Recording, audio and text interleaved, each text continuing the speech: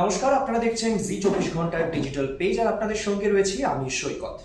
আসলে জানেন তো, একটি দেশের কথা বলতে লজ্জা লাগে। দেশটির নাম পাকিস্তান।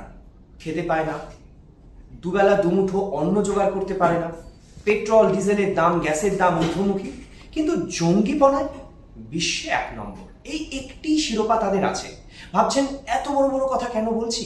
দেখুন না, পাকিস্তানের ন্যাশনাল টিমে খেলা একজন ক্রিকেটার শোয়েব আখতার, যে বরাবরই ভারত বিরোধিতার জন্য তার খ্যাতি রয়েছে।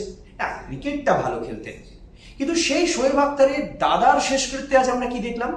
আমরা দেখলাম যে তার দাদার শেষকৃত্যে তার পাশে দাঁড়িয়ে রয়েছে, মানে পাকিস্তানের জাতীয় দলে খেলা শোয়েব আখতারের পাশে দাঁড়িয়ে রয়েছে লস্করি তৈবার ডেপুটি কমান্ডার, কে জানেন? সাইফুল্লাহ কাসোরি। নামটা মনে পড়ছে?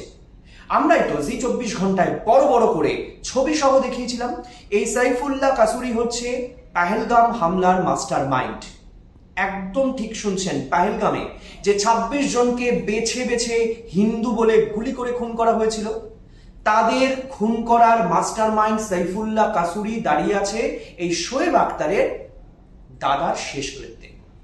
ভাবতে পারছেন পাকিস্তান আর কত নিচে নামবে? না, এখানেই শেষ নয়। এই শোয়েব আখতারের আরো অনেক কীর্তি আছে। একটু মনে করে করে বলি না, বরং দেখেই বলি। কি করেছিলেন? ভারতের সঙ্গে নিউজিল্যান্ডের ফাইনাল ম্যাচ ছিল, সেখানে নরেন্দ্র মোদী স্টেডিয়ামে সেই ম্যাচ হয়েছিল।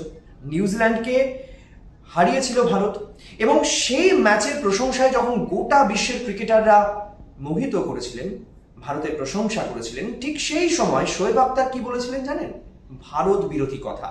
তিনি বলেছিলেন ভারত নাকি ক্রিকেটটাকেই নষ্ট করে দিয়েছে, মানে ভারত যেখানে ভালো করবে সেখানে শোয়েব আখতারের অশান্তি। আরেকটা কথা মনে করে, এই শোয়েব আখতার তিনি ভারতের ক্রিকেটকে নিয়ে কি বলে জানেন? তিনি ভারতের ক্রিকেটকে নিয়ে বলেন যে পাড়ার একটি বড়লোক ছেলে সে গরিব ছেলেদের ডেকে বলে চলো ক্রিকেট খেলি। ঠিক ভারতও নাকি তাই করে।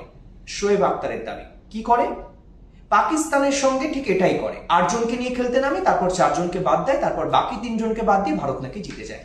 ভাবতে পারছেন এই পাকিস্তান আর কত নিচে নামবে? Shoaib Akhtar exposed, Pakistan exposed. আমরা এভাবেই এক্সপোজ করে যাব? হ্যাঁ, পাকিস্তান নিজেই এক্সপোজ হয়ে যাচ্ছে।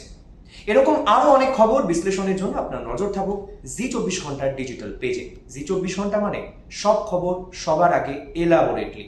আরো খবরের জন্য নজর রাখুন।